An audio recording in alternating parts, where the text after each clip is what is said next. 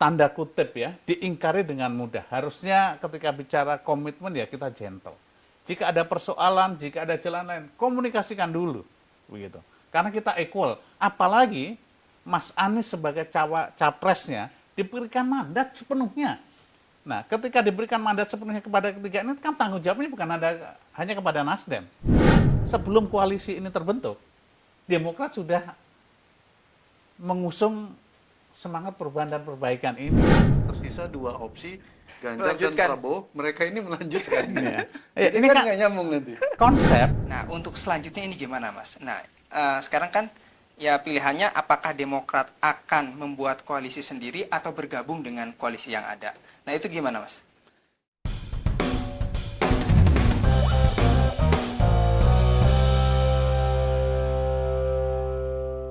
Halo, sobat-sobat Rakyat Merdeka. Assalamualaikum warahmatullahi wabarakatuh.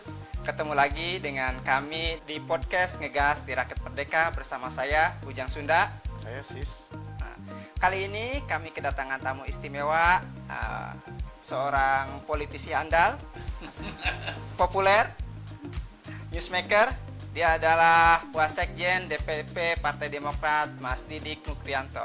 Halo Mas, sehat Mas? Alhamdulillah, Kang Ujang. Terima kasih sudah diundang ya ke podcast Rakyat Merdeka yang luar biasa nih. Bang, kita langsung aja mungkin ya Bang. Oh, siap. Kemarin itu kan ada kejutan yang luar biasa gitu. Hari Jumat tiba-tiba pihak Demokrat langsung memberikan keterangan bahwa Mas Anies memilih Caimin. Tapi kita nggak tahu tuh kronologisnya seperti apa. Bisa diceritakan nggak Bang? Sebelumnya itu ada tanda-tanda nggak ada? Iya, ini bagian dari sejarah perjalanan politik kita secara panjang. Karena bagaimanapun juga terkait dengan koalisi partai menuju Pilpres ini juga menjadi perhatian publik, perhatian masyarakat dan kita semuanya karena ini juga akan menentukan arah pembangunan atau pengelolaan negara ke depan. Akan sangat berpengaruh kepada pengelolaan penduduk kita yang jumlahnya lebih dari 270 juta. Artinya apa? Bahwa jika kemudian ruang publik kemudian diramaikan oleh perubahan konstelasi di koalisi perubahan dan untuk persatuan, tentu ini hal yang wajar gitu. Karena apa? Peristiwanya demikian cepat gitu. Sebelumnya kita juga tahu bagaimana kemudian antara Nasdem, Demokrat, dan juga PKS telah membangun sebuah kerjasama koalisi lebih kurang 1 tahunan. Dan tentu juga koalisi-koalisi ini juga didasarkan kepada sebuah tujuan yang baik, nawaitu yang baik, keinginan yang baik gitu ya. Bagaimana kemudian koalisi perubahan untuk persatuan ini didedikasikan untuk membuat sebuah langkah perjuangan politik yang baik, untuk membangun sebuah visi politik yang kemudian harapannya bisa merubah Indonesia lebih baik.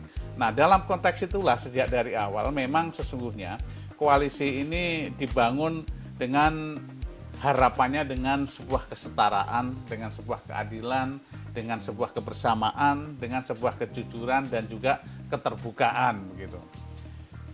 Patut juga kita harus ketahui bahwa para wakil dari partai koalisi termasuk bakal capresnya dari timnya Pak Anies atau yang kita kenal dengan tim 8 ini sebetulnya sudah bekerja cukup lama sekali, siang malam mungkin beribu-ribu jam, berpuluh-puluh jam terus melakukan itu. Tapi kemudian endingnya cukup mengagetkan bukan hanya kepada publik, kepada kita semuanya.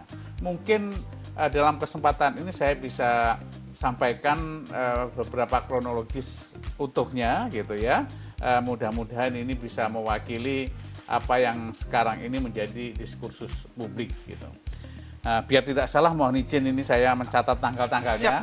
Karena kalau salah tanggal juga bahaya juga kita. Informasinya nanti dibilang nggak up to date, salah gitu. Betul. Rakyat Merdeka nanti yang dimarahin pendengarnya atau nanti ada yang ngelaporin. Ya. Ya, ini perlu saya sampaikan ya, bahwa seperti yang kita katakan tadi, seperti yang saya sampaikan tadi, bahwa membangun koalisi itu bukan hanya sekedar bekerja sama, karena koalisi Pilpres ini sangat fundamental di dalam pengelolaan negara ke depan. Makanya tentu membangun koalisi ini juga harus didasarkan kepada komitmen yang utuh gitu, didasarkan moralitas politik yang baik begitu, termasuk kepada bakal calon presiden yang kita usung, yaitu Pak Anies Baswedan. Harapan kita, karena tujuan kita baik, niat kita baik, kebersamaan kita bangun atas dasar visi, misi, dan platform atau garis perjuangan yang baik.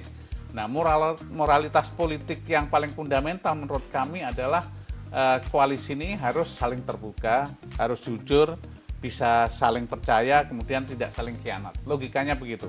Apalagi kita juga tahu bahwa moralitas politik ini di dalamnya juga perilaku para aktor politiknya, para pelaku politiknya, para pemimpin yang terlibat di dalamnya. Artinya apa? Tidak mungkin juga kemudian seorang pemimpin kemudian tidak merepresentasikan sebuah integritas yang baik, tidak punya dedikasi yang utuh, kemudian calon pemimpin kemudian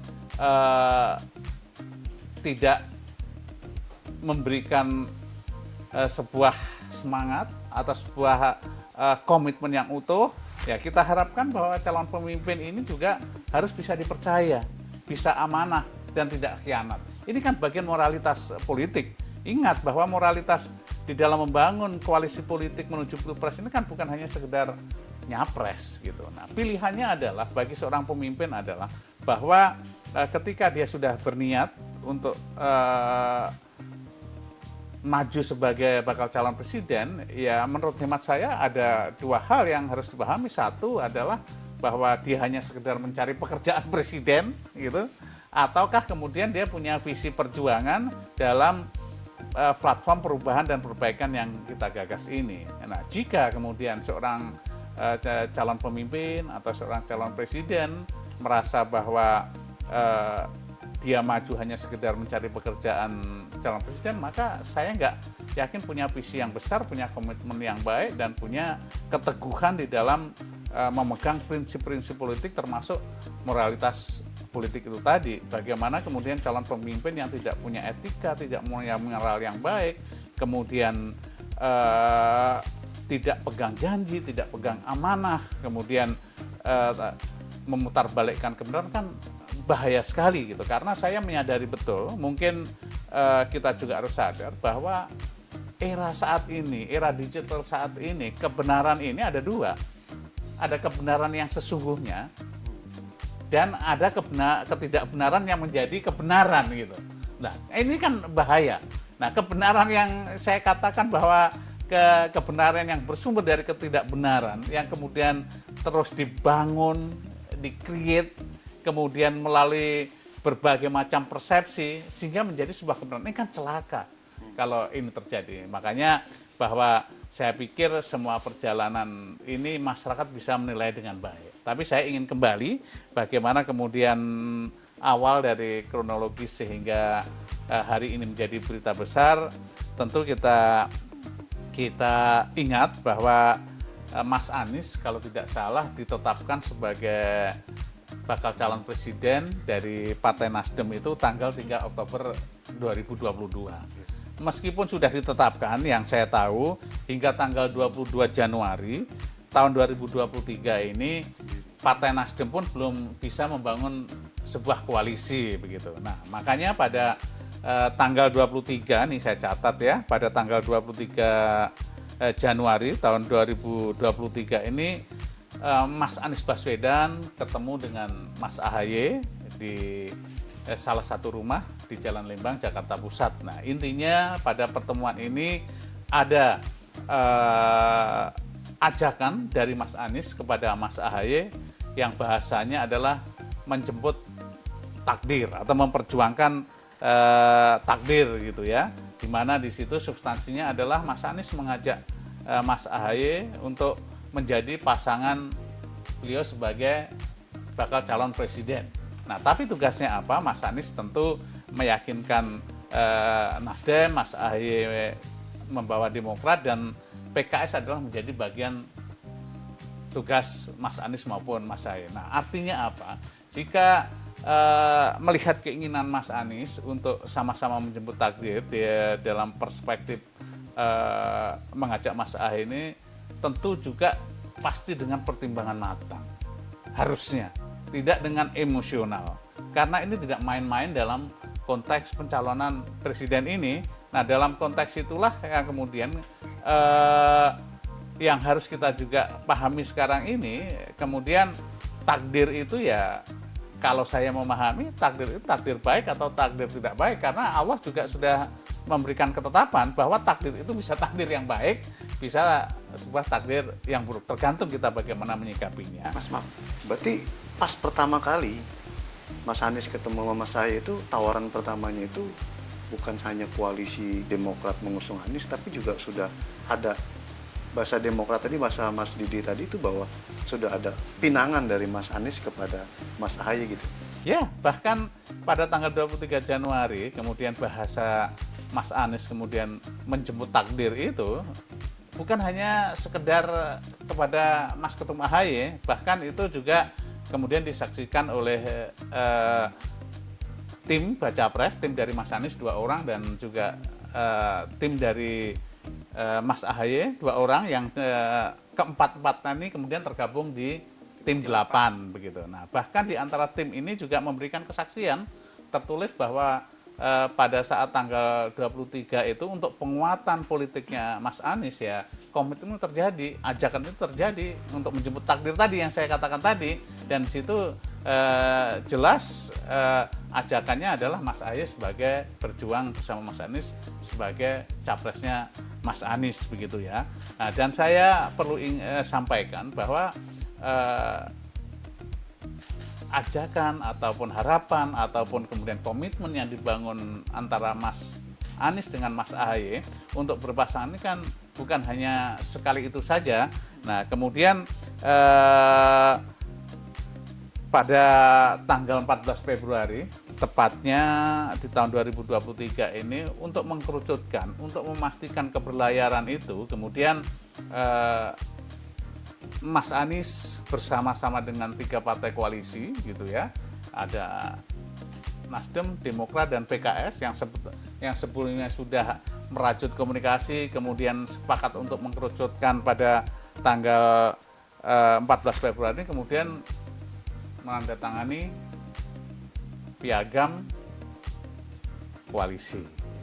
Nah, di piagam koalisi akhirnya menyadari bahwa memang untuk memilih cawapres di antara 3 partai ini kemudian tidak mudah begitu. Makanya agar memudahkan komunikasi di antara 3 partai ini, kemudian 3 partai ini sepakat, salah satu dari isi piagam itu yaitu memberikan mandat sepenuhnya kepada Mas Anies untuk memilih pasangannya.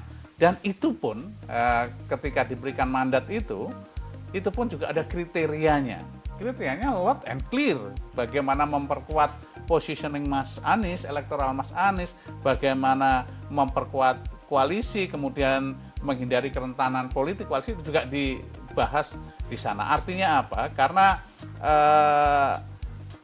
partai Nasdem, Demokrat, dan PKS ini sudah sepenuhnya sepakat untuk mengusung baca pres, maka memberikan keleluasaan atau mandat kepada Mas Anies untuk memilih baca presnya. Nah, dalam konteks ini tentu kalau kita memahami bahwa jika koalisi ini kemudian utuh, jika koalisi ini memang tidak ada manuver lain selain untuk kemenangan, ya sudah, kalau bisa memberikan mandat kepada Mas Anies, serahkan kepada Mas Anies. Termasuk kami, Demokrat pun, kami juga tidak memberikan syarat kepada dukungan Mas Anies sebagai capres. Kami menyampaikan atau menyerahkan mandat sepenuhnya kepada Mas Anies untuk menentukan bakal calon presidennya gitu. Nah, itu konteks yang harus dipahami gitu ya. Nah, kemudian ini ada sequel waktu, sequel peristiwa juga. Mungkin Mas Sis, Kang Ujang ingat ya bahwa pada saat komunikasi politik yang dilakukan oleh Mas Ahaye Mbak Puan begitu ya, itu kan sebuah keniscayaan komunikasi politik karena kita juga memberikan keleluasaan kepada Pak Anies, Demokrat memberikan keleluasaan Pak Anies, Nasdem, PKS juga untuk membangun membangun komunikasi politik dengan siapapun juga. Nah, pada saat itu, pada tanggal 12 Juni 2023 ini bersamaan dengan Mas Ahaye ketemu atau berkomunikasi dengan Mbak Puan, Demokrat dengan PDIP ini, Mas Anies juga menelpon Mas Ketum gitu. Nah, Mas Ketum Ahaye ya. Nah, dalam kesempatan itu Mas Anies menyampaikan kepada Mas Ahaye bahwa beliau atau Mas Anies ditelepon guru spiritual dan ibunya yang mengharapkan agar segera berpasangan dengan Mas Ahaye. Ini peristiwa, ini sebuah momentum waktu yang saya katakan tadi, pertama di Lembang menjemput takdir, kemudian kedua ditegaskan lagi bahwa menurut guru spiritual, menurut ibunya Mas Anies harus segera berpasangan Mas Ahaye. Ini kan semakin meneguhkan bagaimana komitmen yang dibangun ini juga bukan komitmen yang main-main, dan kami juga tidak kemudian punya bargaining awal ketika bergabung di dalam koalisi Nasdem dan PKS ini mensyaratkan Mas Ahaye harus cawapres. Jadi kami tidak mensyaratkan itu, bahkan yang saya katakan tadi ini datangnya adalah dari Mas Anies sendiri kemudian. Nah, kemudian di tanggal 14 Juni 2023 ini ya melalui berbagai pertimbangan panjang, rapat-rapat oleh tim 8, Mas Anies ini kemudian sudah memutuskan Mas Ahaye sebagai calon presidennya begitu ya. Nah, kemudian ini terbukti bahwa kemudian di dalam sosialisasi yang dilakukan oleh tim 8 gitu ya, yang dilakukan kepada Nasdem termasuk Pak Surya Paloh, kemudian ke Demokrat, ke Majelis Tinggi Partai Pak SBY maupun kepada PKS, ini khususnya di tanggal 24 Agustus 2023 di mana tim 8 bersama Mas Anies melaporkan kepada Pak Surya Paloh terkait dengan progres dari koalisi ini. Di situ memang Pak Surya Paloh sempat bertanya kepada Mas Anies gitu ya, kepada tim 8 yang hadir, karena di situ inti yang ingin diharapkan dilaporkan kepada ketiga partai, petinggi partai ini, karena memang koalisi ini bekerja cukup lama begitu. Satu sisi kita melihat bahwa survei Mas Anies ini juga bukan hanya stagnan, trennya malah turun gitu. Nah, sementara kita berharap jika kita koalisi ini sudah tanda tangan piagam, kemudian kita sudah sepakat sepenuhnya, sudah menetapkan Mas Anies sebagai baca pres begitu. Nah, kita berharap agar menyikapi pergerakan tren survei Mas Anies yang turun ini, kita ingin bekerja bersama-sama. Karena kita belum terikat sebuah ruang gerak yang bersama, meskipun kami sudah berkoalisi, sudah menandatangani piagam koalisi, tapi kan faktanya belum ada tim bersama yang kemudian bergerak bersama, menyusun jadwal bersama untuk melakukan penguatan-penguatan kemenangan ini. Nah, kami Partai Demokrat merasa punya tanggung jawab, sehingga kami mendorong agar kita punya sebuah konsep pemenangan yang utuh, tim pemenangan yang utuh gitu. Nah, karena kita melihat dulu juga kerjanya Pak Anies atau konsolidasinya Pak Anies juga masih belum terintegrasi dengan baik gitu, masih part by part, kemudian masih tercerai-berai yang tidak terkoordinasi dengan tim gitu. Nah, pasti tentu kami dalam berkoalisi ini harapannya kan menang gitu, karena kami memang punya konsensus bersama untuk memperjuangkan perubahan. Tidak mudah memperjuangkan perubahan, harus didukung oleh effort yang baik dengan komitmen yang baik dan kerja yang juga cukup masif begitu ya. Nah, melihat perkembangan itulah yang kemudian juga salah satu harapan dari masyarakat bahwa jika melihat pergerakan pencapresan yang saya katakan tadi bahwa tren Mas Anies ini bukan stagnan tapi turun, kita berharap dengan adanya pasangan maka akan semakin utuh pergerakan kita. Karena menurut tim 8 yang dari Demokrat bahwa sesungguhnya di koalisi memang sudah tahu, Mas Anies sudah menyampaikan bahwa ya pasangan calon presiden yang ada dan memenuhi kriteria sebagaimana di Piagam itu ya tinggal Mas AHY gitu. Nah, dan itulah yang kemudian melihat tren ini, kebutuhan untuk deklarasi, untuk segera membangun tim yang utuh, segera bekerja bersama ini menjadi penting. Makanya pada tanggal 24 Agustus, tim 8 beserta Capres kemudian melaporkan kepada Pak Surya Paloh gitu. Di situ ya salah satu tematiknya adalah bagaimana kemudian harapannya agar pasangan Mas Anies atau Capres kita segera bisa mendeklarasikan pasangannya atau minimal mengumumkan kepada publik kalau kemudian jika deklarasi itu tidak harus dilakukan sekarang. Kenapa? Masyarakat menunggu kepastian. Gitu. Jika kemudian Mas Anies ini tidak segera memberikan kepastian, bisa saja masyarakat masih ragu-ragu apakah ini berlayar atau tidak, koalisi perubahan untuk perbaikan ini jadi berangkat atau tidak, ini kan juga persoalan. Nah, pada saat itu tanggal 24 itu Pak Surya Paloh memang sempat bertanya, siapa calon wakil presidennya? Ya. Pada saat itu Pak Sudirman Said, tim 8 yang berasal dari tim Baca Pres, timnya Mas Anies, kemudian yang menjawab. Nah, sejauh ini opsinya hanya tinggal Mas AHY. Nah, apa reaksi Pak Paloh? Reaksi Pak Surya Paloh adalah bahwa beliau tidak menolak, tapi beliau menginginkan bahwa deklarasinya kenapa harus buru-buru, bisa nanti gitu. Ini substansinya itu. Jadi artinya bahwa jika kemudian ada penolakan Mas AHY, saya pikir tidak ada. Kemudian juga kemarin Mas Anies di salah satu acara di TV juga menyampaikan bahwa tanggal 24 itu deadlock gitu kan. Nah, sebetulnya tidak deadlock gitu. Bagaimana kemudian dikatakan deadlock ya, karena Pak Surya Paloh juga tidak menolak AHY, hanya berbeda cara pandang bahwa tim 8 menghendaki adanya deklarasi segera, Pak Paloh masih belum setuju untuk segera deklarasi begitu. Nah, kemudian setelah tanggal 24 itu tim 8 dan juga Baca Pres kemudian melaporkan kembali kepada Partai Demokrat, kepada Ketua Majelis Tinggi Partai Demokrat Pak SBY, yaitu di tanggal 25 gitu.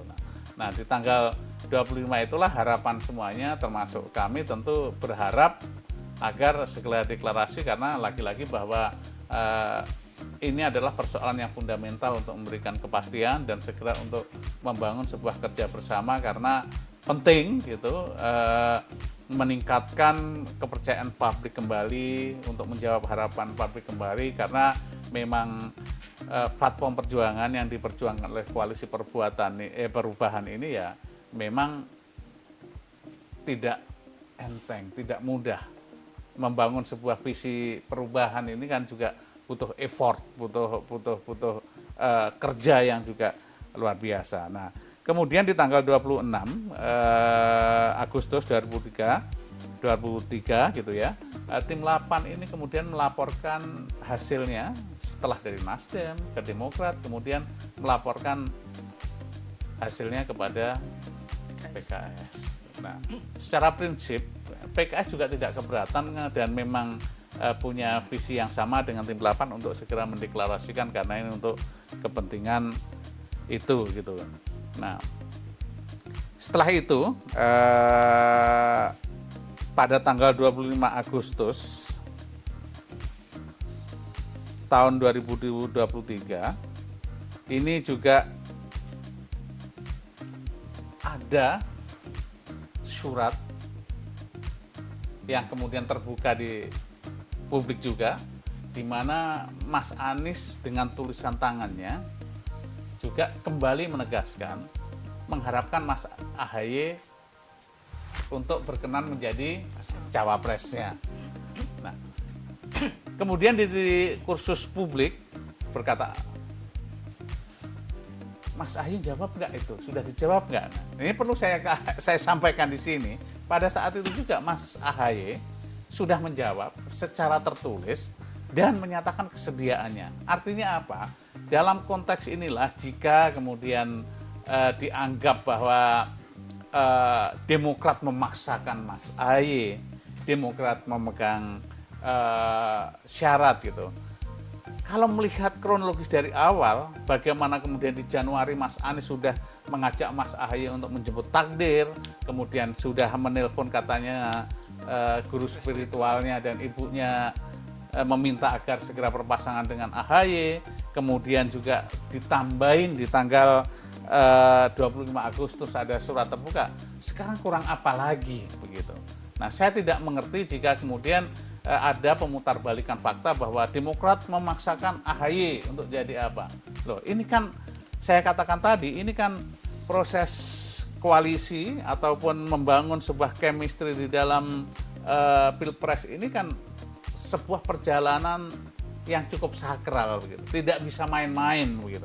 Ini melibatkan apa ya? Komitmen hati gitu. Nah, tidak boleh kemudian kita juga saling tanda kutip punya siasat di dalam tim gitu. Siasat itu keluar gitu, ke lawan. Tapi kalau di dalamnya ada siasat ya sedih kita mendengarnya gitu loh.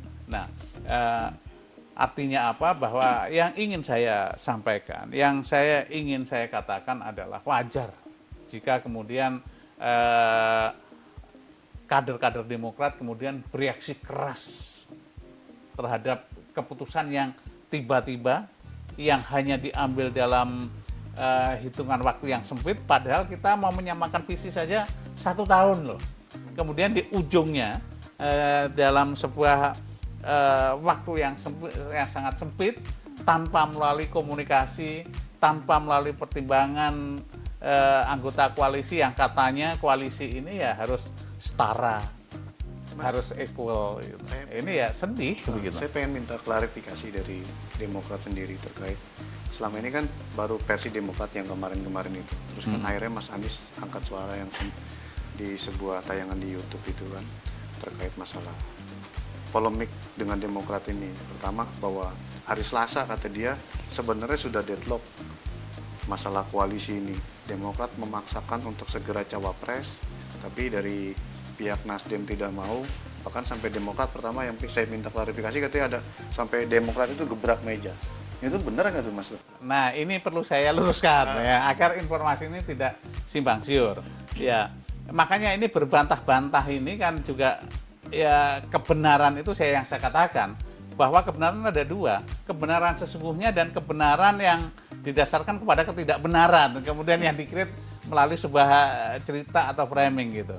Nah, ini fakta yang saya dapatkan dari tim 8 dari Demokrat gitu ya, bahwa kalau dianggap deadlock saat tanggal 24 itu, saya katakan tadi bahwa ketika Pak Surya Paloh bertanya siapa cawapresnya ketika diminta untuk segera deklarasi, disitulah kemudian Pak Sudirman Said menyatakan ya hanya tersisa Mas AHY begitu.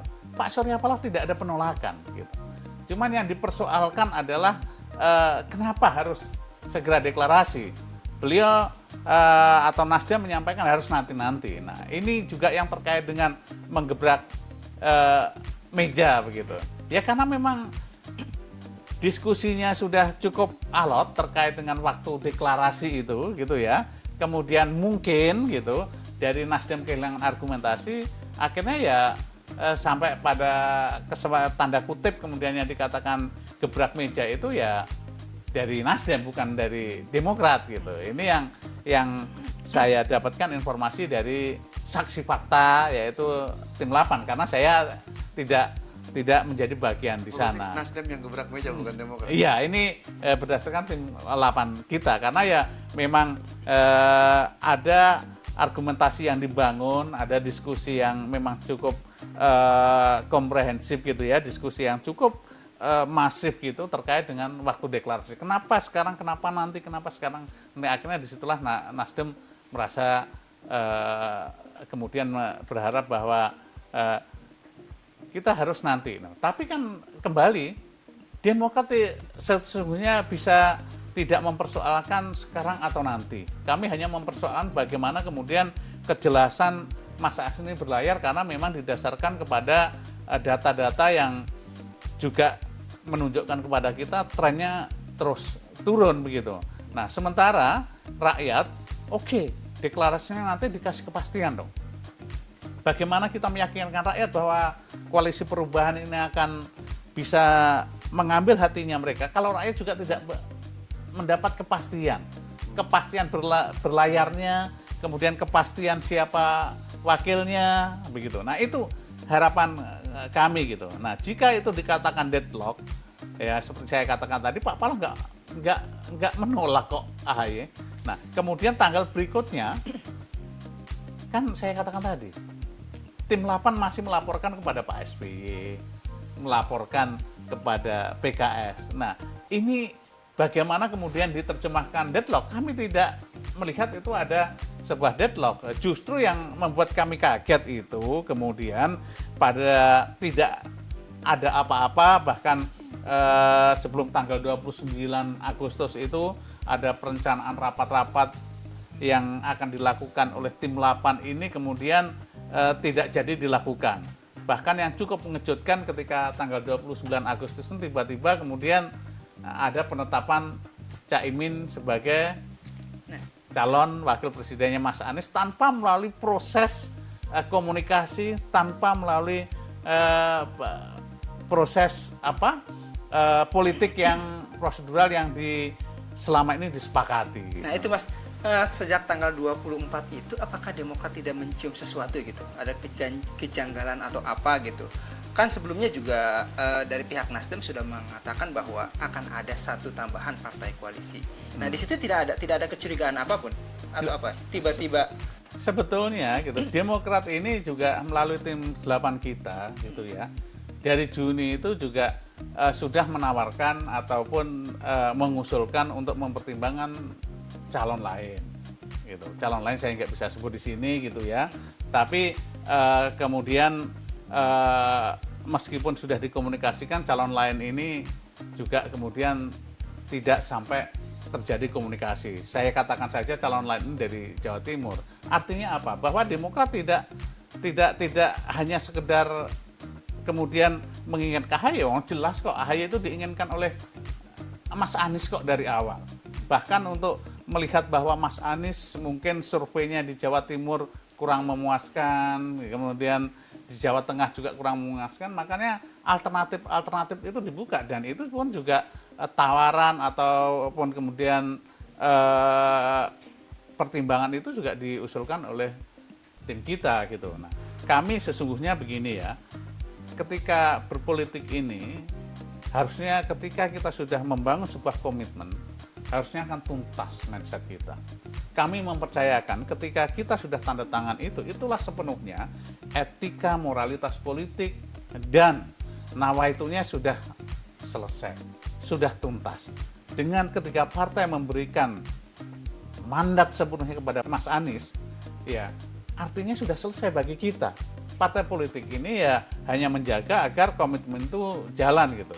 Nah, itulah yang sesungguhnya bahwa moralitas politik yang kami jaga itu bahwa setiap komitmen itu bisa dipatuhi, di dalam koalisi itu saling terbuka, kemudian tidak saling khianat, itu kan harapan kita. Tapi kemudian jika melihat perjalanan ini kemudian ternyata melalui sebuah proses politik yang cukup mengagetkan tanpa melalui prosedur yang baik, yang kemudian secara moralitas politik ini juga jauh dari prinsip-prinsip yang dibangun di dalam koalisi yang saya katakan tadi, yang katanya koalisi yang equal, kebersamaan, keterbukaan ini di tanggal 29 ini tiba-tiba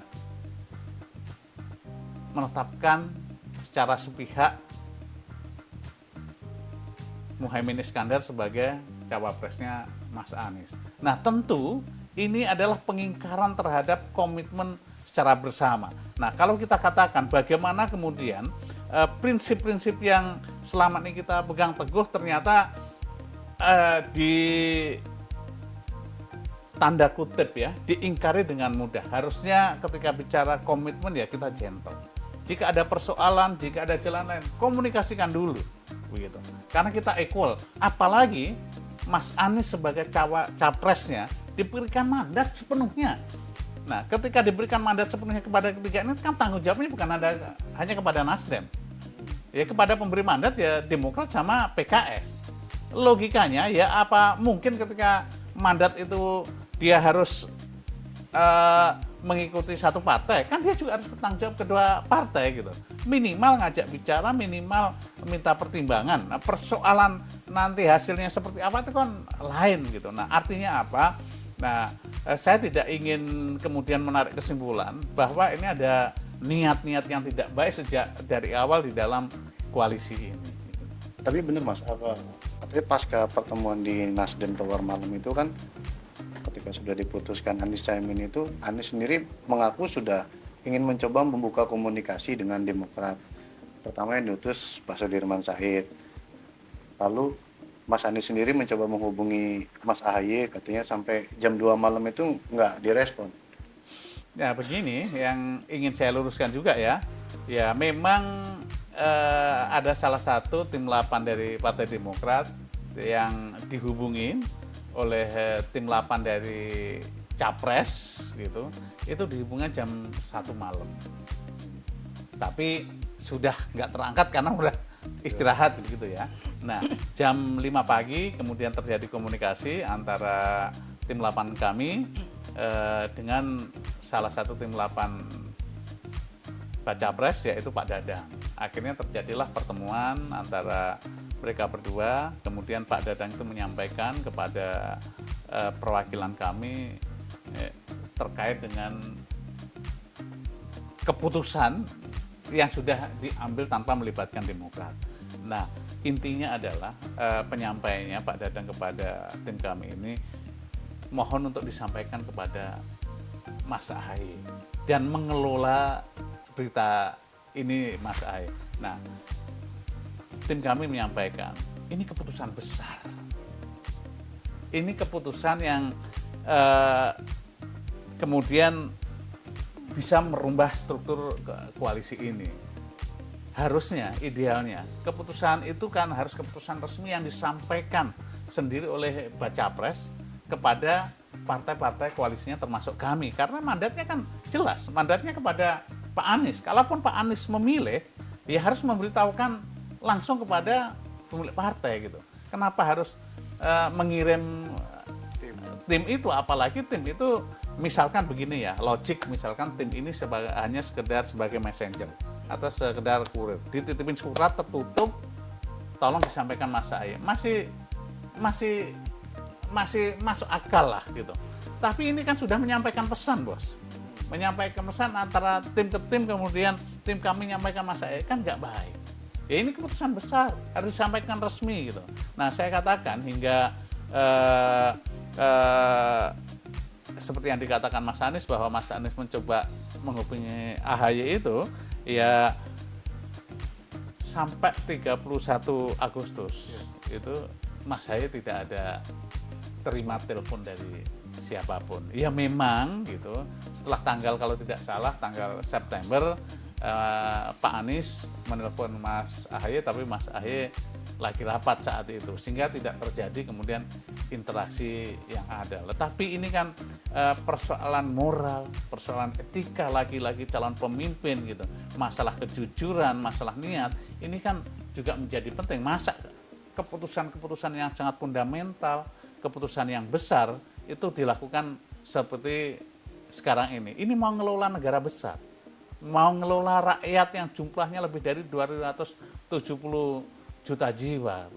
Nah, logika dan common sense-nya ada di mana gitu. Mas, kemarin kan Mas Ahaye sudah konferensi pers Ya. dan menyatakan bahwa move on dengan peristiwa ini. Ya. Nah, untuk selanjutnya ini gimana, Mas? Nah, sekarang kan ya pilihannya apakah Demokrat akan membuat koalisi sendiri atau bergabung dengan koalisi yang ada.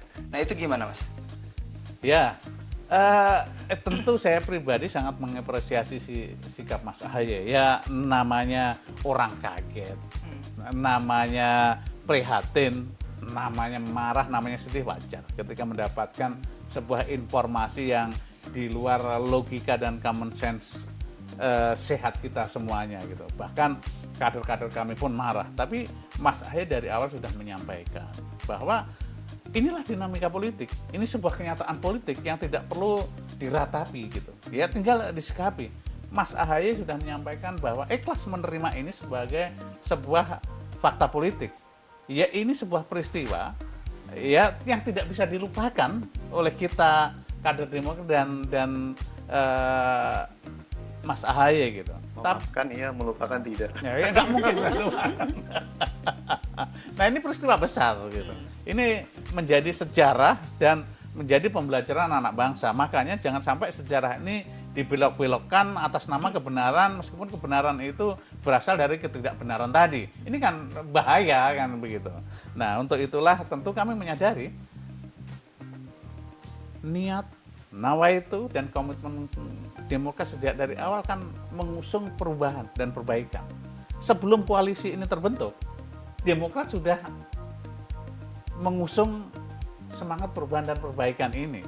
Nah inilah platform perjuangan yang harus diteruskan oleh Demokrat meskipun tanpa koalisi perubahan. Nah, kami menyadari bahwa langkah ini harus segera move on, harus segera jalan karena kepentingan yang lebih besar menunggu di depan mata kita.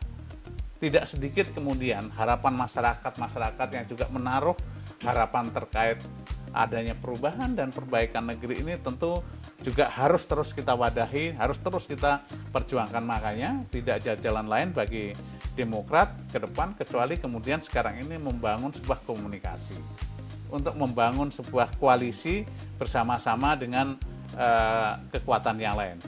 Kita reaksi saja jika melihat peta politik yang ada di sekarang ini, koalisi yang ada 3, yaitu perubahan dan untuk persatuan, kemudian ada koalisi Indonesia Maju, Pak Prabowo, dan juga ada koalisi bersama Pak Ganjar yang diusung oleh PDIP. Sudah pasti, kami pastikan bahwa tidak mungkin kemudian Partai Demokrat kembali bergabung dengan koalisi perubahan untuk persatuan. Karena koalisi ini dibangun dengan sebuah semangat yang ternyata jauh dari moralitas politik yang kita sepakati bersama, jauh dari kesetaraan dan juga kebersamaan. Nah, tinggal 2 pilihan ini, Prabowo Ganjar. Inilah kemana tuh? kita belum ada kecondongan. Ya kita kan. Tapi Mas agak ini juga kontraproduktif juga ketika Demokrat berbicara masalah dia semangat visinya adalah perubahan, sementara yang tersisa 2 opsi Ganjar dan Prabowo, mereka ini melanjutkan. Ini kan nggak nyambung nanti. konsep, ingat nggak dulu konsep yang disampaikan Pak SBY, Mas Ahaye, bahwa beliau selalu mengingatkan kepada kita semuanya bahwa jangan menafikan kerja-kerja pemimpin sebelumnya. Legacy pemimpin sebelumnya. Mulai dari Pak Karno, Pak Harto, Habibie, Gus Dur, Bu Mega, Pak SBY, dan juga Pak Jokowi. Pembangunan negara, pengelolaan negara ini juga pasti juga tidak menjadi domain atau legacy dari salah satu pemimpin. Tapi itu juga keberlanjutan. Artinya apa? Bahwa perubahan ini juga sebuah keniscayaan yang harus kita lakukan. Nah, sesuatu hal yang memang sudah menjadi legacy yang baik, tentu kita juga harus melanjutkan. Itu komitmen yang berkali-kali diajarkan oleh Pak SBY dan Mas Ahaye. Tentu hal-hal yang tidak baik atau perlu kita sempurnakan, inilah yang harus kita sempurnakan. Inilah salah satu konsep perubahan dan perbaikan yang kita harapkan Mas, ke depan. Demokrat sudah pernah dengan Prabowo, Iya. dengan PDIP yang belum pernah. Cuma orang agak ragu bahwa Demokrat banteng dengan Demokrat ini nyatu. Biru, air, merah, api nyatu tuh nggak mungkin. Tapi pernah, kemarin kan sudah sempat terjalin komunikasi antara Mbak Puan dengan Mas Ahy. Berarti peluang itu akan tetap terbuka. Ya, saya pikir di politik ini everything possible gitu. Tidak ada sesuatu yang tidak dimungkinkan. Makanya di dalam membangun komunikasi ini tentu kami lebih melihat bagaimana kemudian visi perjuangan dari koalisi yang ada, yang dua ini Pak Prabowo dan Ganjar ini seperti apa. Tentu mustahil kami membangun sebuah kebersamaan, membangun sebuah koalisi baik kami maupun teman koalisi yang baru kita nanti kalau tidak ada kesamaan platform perjuangan. Nah, disitulah kita sedang berkomunikasi, apakah dengan Pak Prabowo, apakah dengan Pak Ganjar, ya kita lihat nanti, karena memang proses komunikasi baru berjalan, ya, kalau dengan Pak Prabowo tentu kita sudah punya pengalaman, ya dengan PDIP memang ini sebuah breakthrough kalaupun terjadi begitu ya, kita lihat. Tapi bahwa koalisi yang kita bangun itu bukan koalisi dagang sapi, bukan koalisi yang untuk kepentingan sempit gitu, tapi sekali lagi bahwa kami membangun koalisi ini juga atas ketulusan, atas kesamaan platform perjuangan. Kami belajar juga dengan koalisi yang sebelumnya yang telah kami lakukan, ternyata komitmen yang kami bangun ini bukan komitmen yang kemudian menghasilkan kemanfaatan yang besar buat bangsa ini, justru menyisakan menyisakan ya cerita-cerita yang tidak enak, menyisakan sejarah-sejarah yang tidak enak. Pacarannya dengan siapa nih kayaknya? Mas, kemarin Mas Hasto buka peluang bahwa bisa saja kita mencari waktu untuk mempertemukan Ibu Mega dengan Pak SBY. Karena kuncinya kan sebenarnya di sini dua orang ini kan. Apakah mungkin dua tokoh ini menurunkan ego demi kepentingan ke depan mereka bertemu? Dari Demokrat sendiri, kalau Mas Hasto dari PDIP bilang kita membuka peluang untuk mempertemukan keduanya. Sekarang dari Demokrat ini gimana? Pasti Mas, kalau kita ini kan Bu Mega itu juga ibu kita, Pak SBY itu bapak kita, semuanya adalah kader terbaik bangsa begitu ya, sama-sama presiden gitu. Jika kemudian mantan-mantan presiden ini punya kesamaan visi, kemudian punya kesamaan platform perjuangan di dalam membangun Indonesia ini ke depan, kemudian kerja bersama, saya meyakini akan baik untuk Indonesia. Lebih mudah kemudian memajukan Indonesia. Inilah yang sesungguhnya bukan hanya PDIP yang mendorong, tentu Demokrat dan juga kita bersama. Jika para pemimpin ini bersatu, jika para pemimpin ini bekerja secara bersama-sama, insya Allah Indonesia akan maju. Tapi sudah ada komunikasi belum dalam waktu dekat ini? Karena isunya kemarin begini. Kemarin di kantor PDIP itu pertemuan para pendukung ketemu parpol. Salah satu yang dibahas adalah rencana masuknya Demokrat ke koalisi Ganjar Pranowo. Berarti dalam artian sudah ada komunikasi. Info yang didapat kan seperti ya, info yang beredar. Ini benar nggak Mas bahwa sudah memang ada komunikasi Demokrat ke PDIP? Ya, kita akan terus membangun komunikasi, karena kemarin Mas Ketum kan baru pidato menyampaikan kepada kami semuanya kader bahwa Demokrat harus move on. Demokrat harus mengambil langkah cepat, langkah yang tepat untuk segera membangun komunikasi dengan koalisi yang lain. Tidak mungkin Demokrat tidak menjadi bagian dari Pilpres ini, karena mengelola negara ini tidak bisa dilakukan oleh segelintir atau sekelompok masyarakat Indonesia, tapi butuh bersama-sama. Nah, dalam konteks itulah ini semuanya sedang dalam proses Demokrat berkomunikasi, baik dengan PDIP maupun juga dengan koalisi Indonesia Maju gitu. Tapi kan ini butuh proses, butuh waktu, butuh jalan. Tenggat waktunya nggak Mas? Soalnya kan pendaftaran capres itu sudah mulai dibuka tanggal 19 Oktober, berarti tinggal 1,5 bulan lagi. Iya. Waktu yang sangat singkat. Ya pasti itu, karena kan tidak mungkin kemudian kita tidak segera menyatukan langkah atau sikap kemudian menjadi bagian dari koalisi yang ada karena memang waktunya relatif pendek. Makanya relatif pendek ini tentu kami melakukan komunikasi yang juga secepatnya, membangun chemistry yang secepatnya, tapi juga tanpa meninggalkan bagaimana esensi perjuangan, platform perjuangan, serta visi perjuangan yang sama gitu. Artinya apa? Bahwa kami ingin kawan koalisi kami yang baru besok adalah sama niat dan tekadnya dengan kami, bahwa kita punya kesamaan di dalam rangka perjuangan, punya kesetaraan di dalam berjuang bersama. Ada rencana bikin poros sendiri, Mas, poros baru? Ya realistis saja. Nah, sekarang komunikasi ke politik ini yang terjadi ini realitasnya sudah ada dua, kami sementara ini konsentrasi kepada dua koalisi yang ada. Kan udah nyaris tertutup. Yes. Apalagi tadi menurut Kang Ujang waktunya sudah relatif mepet Tapi sekali. kan yang memutuskan capres-cawapres saya dalam satu malam, koalisi mungkin akan masih 45 hari, masih lama lah, masih politik masih jauh gitu. Iya, kalau bicara politik, kembali politik ya, everything possible, apapun bisa terjadi. Hal yang di luar nalar logika kita aja bisa berubah gitu. Tapi tentu kita juga harus kedepankan yang realistis kan. Yang rasional ya ini. Ya kita fokus ke sini dulu. Hal-hal yang misalkan menurut Masis ini bisa terjadi apapun, kita nggak tahu yang terjadi Kalau apapun. Anies Imin bubar, balik lagi ke Anies kan? Kami sudah meneguhkan sikap bahwa kami tidak akan menjadi bagian di sana. Obrolan kita sangat seru nih Mas, tapi karena mungkin terbatas waktu, mungkin sebagai penutup Mas silakan kesimpulan Mas. Closing statement. Iya, inilah politik begitu ya. Tapi juga politik ini tidak boleh membuat bingung masyarakat. Politik ini juga harus mendidik masyarakat, memberikan edukasi yang baik kepada masyarakat gitu.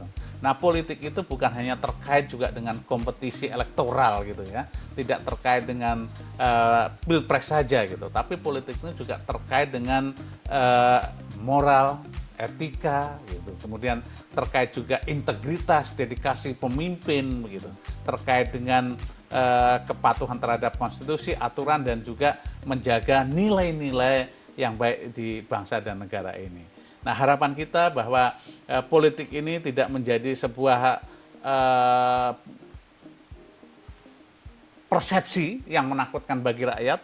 Jangan sampai kemudian rakyat itu melihat bahwa politik ini saling menyakiti, politik ini hanya sekedar berebut kekuasaan. Tapi ke depan kita berharap bahwa elektoral event seperti Pilpres ini memberikan pencerahan yang baik, karena kita ingin bersama-sama melahirkan pemimpin yang betul-betul komit kepada janjinya, pemimpin yang mendeliver pesan dan perjuangannya kepada masyarakat. Kita tahu Indonesia memang butuh pemimpin yang baik, masyarakat kondisinya sekarang butuh kesejahteraan yang baik, keadilan ditegakkan dengan baik.